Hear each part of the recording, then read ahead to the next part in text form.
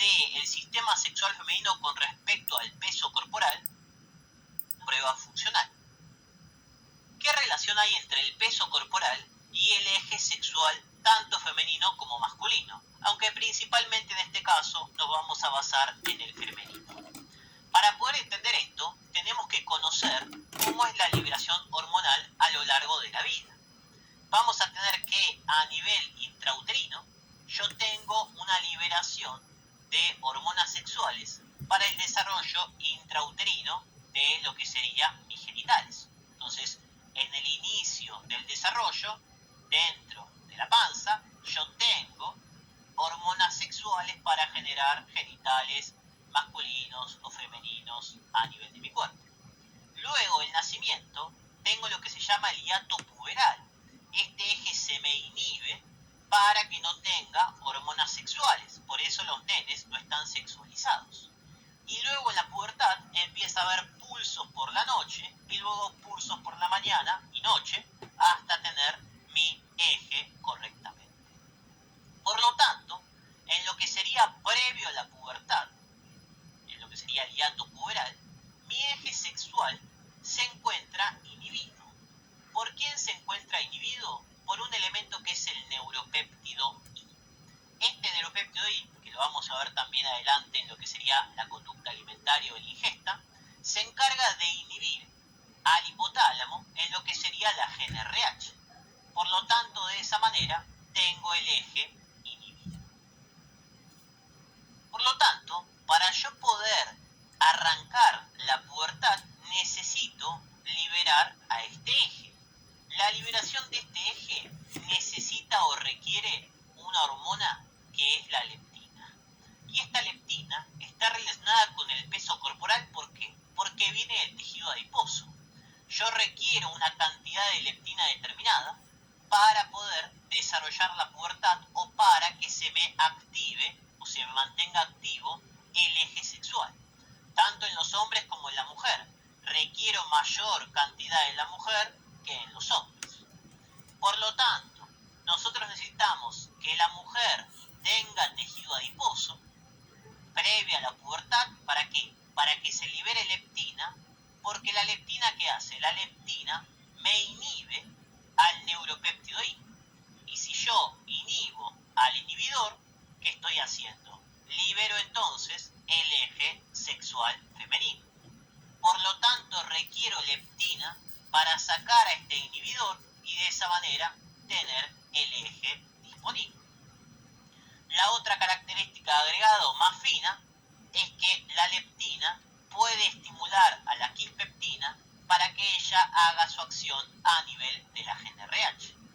Por lo tanto, ¿cómo hace la leptina para actuar sobre el eje sexual? Indirectamente, inhibiendo al neuropéptido I o indirectamente estimulando a la quispeptina. ¿Y qué pasaría entonces si yo tengo un problema en el cual no tengo ese tejido adiposo o tengo trastornos en el tejido adiposo? Como puede ser, por ejemplo, una anorexia. Una situación en la cual la mujer no esté generando una correcta ingesta y tenga bajo el tejido adiposo. La mujer no tiene grasa. Si no tiene grasa, no va a tener leptina. Si no tengo leptina, no voy a poder inhibir al neuropéptido I. Por lo tanto, ¿qué va a pasar? Ese neuropéptido I me vuelve a inhibir el eje. Perdería entonces en ese caso el eje sexual femenino. Si no tengo entonces el eje, no voy a tener ni FSH, ni LH, ni los estrógenos. Si no tengo las hormonas requeridas para mi ciclo sexual, ¿qué le va a pasar a esta persona? Va a tener amenorrea. ¿Cómo definíamos la amenorrea? La amenorrea se definía como el cese de la menstruación por más de 90 días. Y puede ser primaria o puede ser secundaria. ¿Qué es una amenorrea primaria? Que la mujer nunca tuvo su primera menstruación.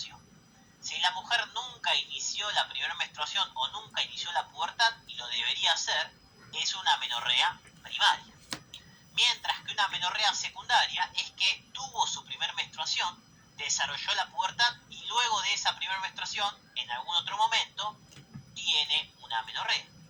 Entonces, si nunca tuvo su primera menstruación, es una amenorrea primaria. Si tuvo alguna vez, es una amenorrea secundaria. ¿Por qué aclaro esto? Porque si la mujer en el desarrollo no tiene grasa, no va a poder desarrollarse o generar la pubertad. Porque si no tengo leptina, no puedo desencadenar este eje con los picos por la mañana y por la noche. Va a tener una amenorrea primaria. Por eso necesitamos tener grasa en la pubertad para generar correctamente este desarrollo y este sistema. Pero también puede pasar que una mujer tuvo la pubertad, todo correctamente, y luego empezó a tener algún trastorno o algún problema en el cual no tiene tejido adiposo. Ahí también lo que va a pasar es que no hay leptina, vuelve a aparecer el neuropéptido I y vuelve a inhibir al eje sexual. Por lo tanto, si es una persona que ya tuvo su menstruación y dejó de comer o no tiene leptina, ahí va a inhibir su eje sexual y también le va a producir este mecanismo de la amenorrea, en ese caso secundario. Pero aclaremos que este concepto de que no haya leptina y se me inhiba el eje sexual no es solamente una anoréxica, sino que puede ser en cualquier persona que no tenga ese tejido adiposo. Por ejemplo, en los atletas de alto rendimiento. Las mujeres de las olimpiadas, las mujeres que corren maratón, tienen tanto entrenamiento que no tienen tejido adiposo. Por lo tanto, no tienen leptina y eso genera que no tengan su eje o su ciclo sexual correctamente. Y es más, podemos asociar, si no tengo leptina, no tengo el eje, y si no tengo el eje no hay estrógenos. Por lo tanto, no voy a poder desarrollar esas características sexuales secundarias típicas de la mujer. Por eso va a tener una mama pequeña, ¿okay? ¿Por qué? Porque no está desarrollando todo el sistema que depende de los estrógenos. Ahora está muy de moda el sistema fitness. Entonces, si yo tengo una mina que está súper mega ultra trabada y tiene 0% de grasa, esa mujer no tiene leptina. Por lo tanto, puede sacrificar y perder su eje o su ciclo sexual. Para que vean o para que pensemos en esa persona que es la típica de Instagram, toda trabada, toda armada, toda de fotito. ¿Cómo son las mamas de esa persona? Las mamas de una persona super fitness son implantes. ¿Por qué? Y porque como no tiene estrógenos, las mamas no van a estar bien desarrolladas. Fíjense cómo no es compatible lo que sería el 0% de grasa con el concepto de los estrógenos a nivel del entrenamiento. Obviamente no hablo de un entrenamiento clásico o típico de estar bien o tener una musculatura clásica. Hablo del fitness extremo, donde las mujeres son fisioculturistas y tienen una marcación terrible o un porcentaje de grasa ínfimo. Y para cerrar, esto también se usa mucho en lo que sería la parte profesional de la gimnasia artística y la danza clásica. Que lo que hacen las nenas es pesarlas antes de entrar y tienen que mantener un peso constante o no pueden entrenar. ¿Para qué se hace eso? Para que no haya leptina y para que no desarrollen la pubertad. Sin leptina no puedo desarrollar este eje y la pubertad. Por lo tanto, hago que la pubertad se atrase, ¿okay? Que tarde mucho más tiempo en desarrollar la pubertad y que eso evite que se cierren los cartílagos de crecimiento. Por lo tanto, las mujeres van a estar mucho más flexibles y van a poder hacer movimientos mucho mayores que cuando esos cartílagos se terminen de cerrar. Algo súper cruel, pero que existe. No es casualidad que todas las mujeres que tienen medallas de oro en gimnasia artística sean bajitas. ¿Por qué? Por esta cuestión del crecimiento generado por la pérdida del tejido adiposo. Veámoslo desde otro punto de vista, que puede ser que yo tenga un exceso de tejido adiposo, como pasa en la obesidad. Si tengo una persona obesa, va a tener mucho tejido adiposo y mucha leptina. Acá no debería haber problema, pero ¿qué pasa si hay mucha hormona en contacto con un receptor? Se producía para evitar la hiperfunción un down regulation. Por lo tanto, voy a tener una resistencia a la leptina.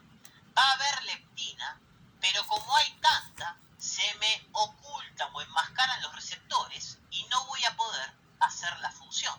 Hay leptina, pero no tengo receptores disponibles para utilizar.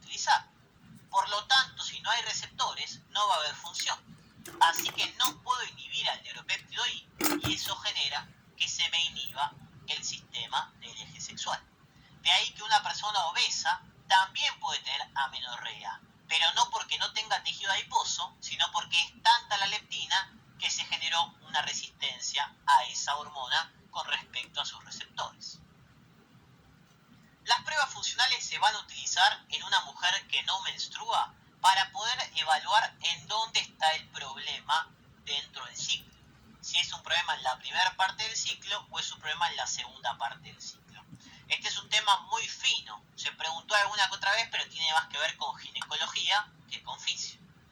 Una de las pruebas que vamos a ver es la prueba de progesterona, en el cual yo lo que voy a hacer es darte una bomba de progesterona y voy a ver qué resultado tenés con esa bomba de progesterona, para ver si el problema está en la fase estrogénica o el problema está en la fase progestacional. Acuérdense que en la fase estrogénica se formaba el endometrio y en la fase progestacional se mantenía el endometrio. Te doy entonces una bomba de progesterona. Pueden pasar dos cosas. Puede pasar que la mujer menstrua. La mujer no menstruaba, le di un montón de progesterona y a los 2 o 3 días menstrua. ¿Qué me está diciendo esto? Bueno, a ver, pensemos. Si la mujer menstrua, ¿significa que hay endometrio o no hay endometrio? Sí, significa que hay endometrio.